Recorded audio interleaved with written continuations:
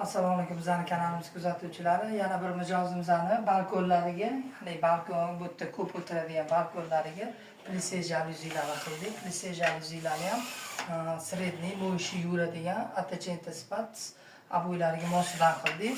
Hamda balkonlariga ochiladigan raznizdoy moskitni setkadan qildik.